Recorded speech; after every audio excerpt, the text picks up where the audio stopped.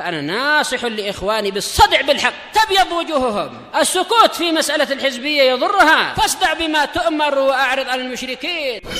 سلامي على دماج ورجالها والشيخ يحيى ودار العلم يا سعد بانيها.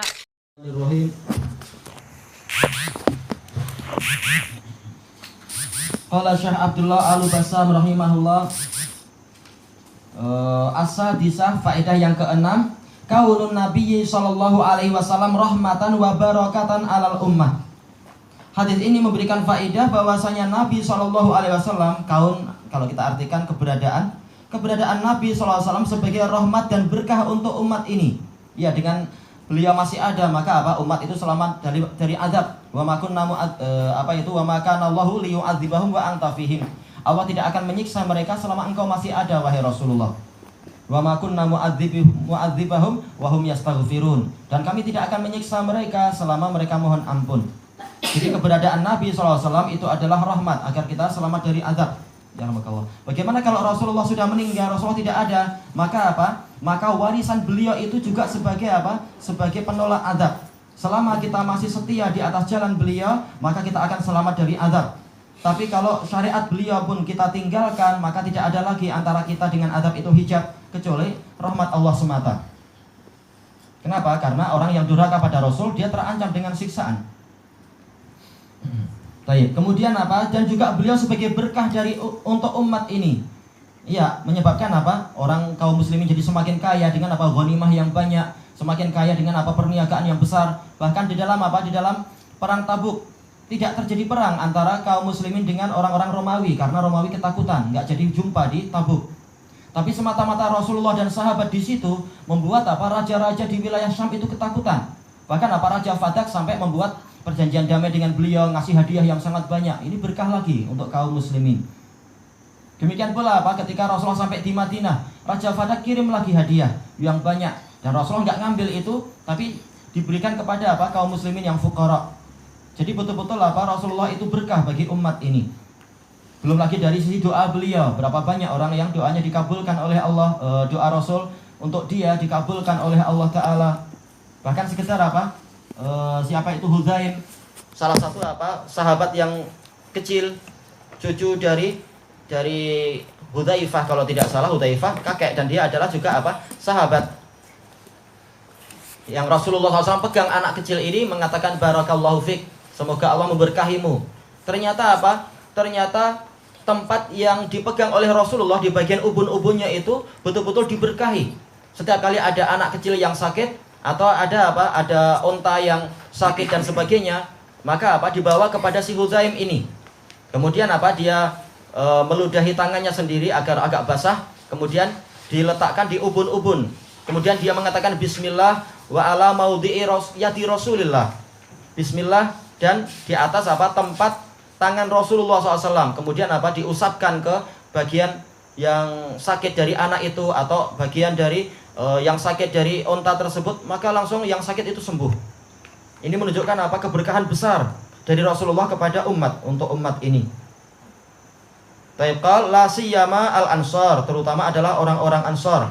Bahkan Madinah yang sudah ma'ruf selama ratusan tahun sebagai tempat yang wabi'ah, penuh dengan wabak, didoakan Rasulullah, Allahumma nqul waba'aha ila Juhfah, ya Allah pindahkanlah wabaknya itu ke Juhfah. Maka Rasulullah SAW mimpi yaitu Madinah itu ada seorang wanita yang hitam dan rambutnya panjang, kemudian wanita itu pindah ke Juhfah. Kemudian Rasulullah menakwilkan memang penyakit sudah pindah ke wilayah Juhfah. Pada waktu itu Juhfah masih berupa reruntuhan kosong. Kalau sekarang kota besar lagi. Itu menunjukkan betul-betul Rasulullah ini berkah untuk umat ini, terutama adalah orang-orang Ansor. Kemudian yang ketujuh, malil ansari radhiyallahu anhum min fadlil imani wan nusrati lillahi wa rasulih. Yaitu hadis ini menunjukkan keutamaan orang-orang Ansor radhiyallahu anhum, berupa keutamaan iman, juga keutamaan pertolongan untuk Allah dan Rasulnya. Berarti kalau mereka adalah keimanannya sangat kuat, dan juga pertolongan mereka sudah sangat besar, jasa mereka sangat besar kepada Islam, itu aujabat isti'tsarahum bin nabiyyi alaihi salam. mengharuskan untuk mereka itu memang lebih diutamakan kepada Nabi. Yaitu apa? Mengharuskan untuk mereka lebih didekatkan kepada Nabi. Dan lebih apa? Kama aujabat mahabbatuhu lahum. Sebagaimana mengharuskan untuk mahabbatahu, mewajibkan untuk kita cinta pada mereka. Wa taqdimahum ala ghairihim, mengharuskan untuk kita lebih mengutamakan Ansor daripada yang lain. Tentunya selain Muhajirin, karena Muhajirin mereka juga Ansor, yaitu apa? Menolong Rasul sallallahu alaihi wasallam. Tapi Ansor dibanding dengan yang lain-lain yang kita bahas sekarang. Manakala Ansor keutamaannya besar, maka kita betul-betul harus mengutamakan dan memuliakan mereka. Yang kedelapan, alamatun min alamatin nubuwah. Hadis ini salah satu dari tanda-tanda kenabian. Fa inna ma dzakarahu mimma sayaqau alal ansar waqa'a min ba'dil muluk. Karena berita yang diceritakan oleh Rasulullah SAW itu termasuk perkara yang akan terjadi terhadap orang Ansor dan betul-betul terjadi. Diperbuat oleh sebagian raja-raja Bani Umayyah. Alladzina lam ya'rifu lahum hurmatan wasabiqah. Yang mana raja-raja Bani Umayyah itu mereka tidak tahu kehormatan Ansor dan keutamaan orang Ansor. Ya, karena raja-raja Bani Umayyah setelah tahun 50 itu memang mereka adalah orang-orang muda. Banyak yang tidak tahu sejarah orang Ansor, keutamaan orang Ansor dan seterusnya. Mereka cuma mewarisi kekayaan dari ayahnya dan mewarisi kekuasaan dengan apa? Dengan istilahnya free, tanpa apa mengalami masa peperangan di zaman dulu dan sebagainya. Peperangan dalam apa itu membela Islam dan seterusnya.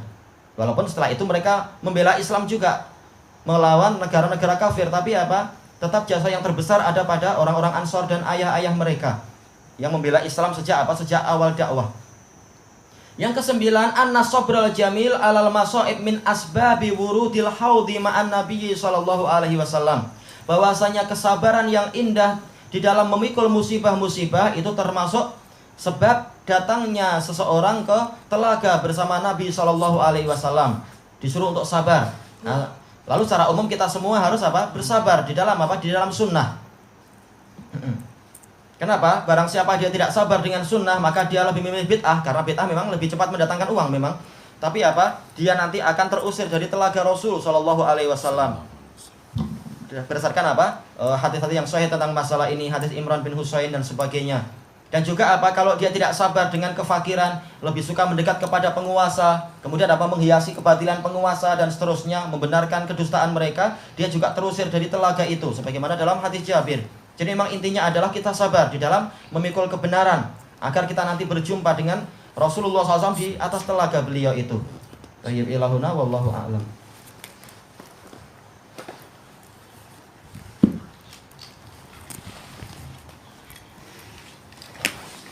Subhanakallahumma wa bihamdika la ilaha illa anta astaghfiruka wa atubu ilaik. Alhamdulillah.